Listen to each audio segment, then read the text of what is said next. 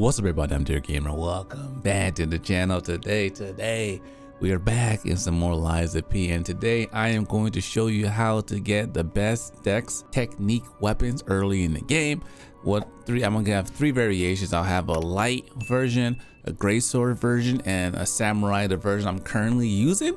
So I'll show you how to get them, all the things you need, how to build your character correctly. My family, without further ado, let's dive in. So to start off, this is the weapon I recommend getting. So in order to get the blade, I'll talk about the blade, everything you need to use, because the cool thing about this game is you're going to be able to combine different parts, the blade and then the hilt of different weapons to make different variations. I'll talk to you about how do you know what the outcome is going to be, and I'll get straight to how to build the character correctly. So this is the weapon I'm currently using. This is the first variation I'm going to talk to you guys about.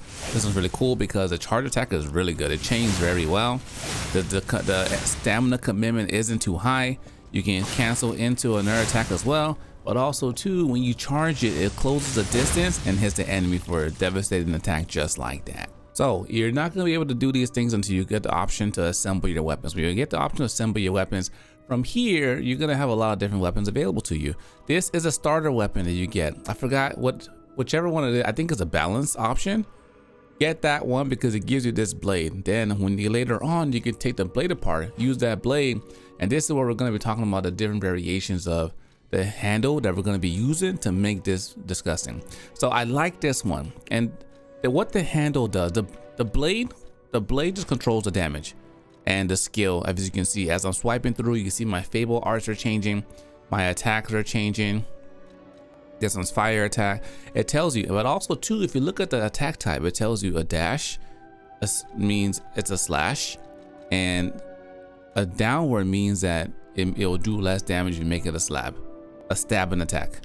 So see, and also too, that's all, and it tells you different variation: blunt, large sword, blunt, great sword, dagger, sword, etc. When you get to the handle, that's when things get even more interesting. So on the handle, some weapons cannot be disassembled, but most can. But if you look at the handle, it tells you a couple of things. Based on the weapon I have, the blade, it tells me slash is good. This will not be a stab weapon. You see how it has a small dash through it? It means I can't stab with it. And it tells you if I use this one, it will stab, but it won't be as effective. The damage won't be as great. Also, when you go to attack abilities, you see the motive, you see technique, and you see advance. I am putting my points into technique. Technique is like the Dex build in the Dark Souls games, so that's where I stay. The motive is for the stronger, heavy set weapons. Then advance, it would be for your magical weapons that have like fire attack or electrical charge, those kind of things. Me, I like just raw, melee, fast action weapons, so I'm using the technique build. Hence why you're watching this video. So now if I put this part on, you say it'll give me a technique of B. Cool thing about technique of B is it scales based off my damage. If you see my physical attack is 134, you see how it says plus 62. That's because of the scaling I get from the D versus how much overall points I put into that category for motive or for technique. And if you notice, I'm going to spend majority of my points in technique because my weapon scales better with technique because there's a B in there. So that's why I chose to go this one over here. If you notice, what you want to do is use the hilt, the handle that scales with your playstyle, but also make sure it gives you the kind of playstyle you're looking to get as well. So for instance, I put this two together. I already had this one equipped. I go over here, I could test it out, and this is my slashing weapon I had before. If I change it, for instance, if I put this one on, for example, see how it says slash is blocked out, a small dash, but stab is down. So I'll put this on, assemble it, take it outside. The same blade I was slashing with, now it's gonna be a fencing weapon. And as you would imagine, my damage is gonna decrease because this weapon is not meant to be fenced. You can still do all the combos as well, but it's just not optimal. So now that we're back to our standard weapon I'm talking about, let me tell you guys, one, let's talk about how to get it. Then we'll kind of come back here and we'll talk about how to build it accordingly and how to build your character. So to get this, you want to go to chapter 3. It's going to be in the Union workstation. I'll show you how to get two weapons as well. There's a dagger you get in here, a little fire dagger. As you go through here, to the left, it's in there. It's in that safe right behind this dude. But to get this weapon, It actually comes as a set, as a great sword set, which I'll showcase later on. Is you're gonna come down here, go over here, you fall down. There might be like erosion, lava down here for you guys, not lava, but like some green substance that causes corrosion. But you can get rid of it later on. You run down there, there's gonna be a massive robot right here. And you go in here and you get the weapon. And after that, there you can kind of go back to where we are now and start thinking about how you're gonna min-max it, switch it up, and make it really powerful. So now that we've kind of showed you guys how to get or to find the weapon, these are my stats I'm currently using. I recommend doing some vitality. Vigor is important because vitality increases your health. Vigor increases your stamina, which you're gonna need a lot to dodge. Capacity, I got 11 right now. There's a ring you can get, like in chapter 4, I believe, that allows you to equip more weight. So I would put enough capacity into your gear that you can hold it without being heavy until you get that ring. Motive, I haven't touched it because I'm not motive. I have not touched it because I'm not putting any points into that because I'm not building for that. Technique is where I spend the majority of my points. And advanced, I've not put any points in there either. So right now my technique's at 5 because it scales heavily with my weapon scales with that skill. So now you got the weapon, you figure out you want to play this weapon. There's a couple of things you can do. You can upgrade the weapon, you find these pieces along the world, but also too, when you get down here, you can alter the handle as well. What this does is you can either buy one of these technique cranks from my man right here, or you can find one in the world. And what it does is it allows you to alter it to the point where now it scales with an A, which will give me even more damage when I'm attacking with this weapon.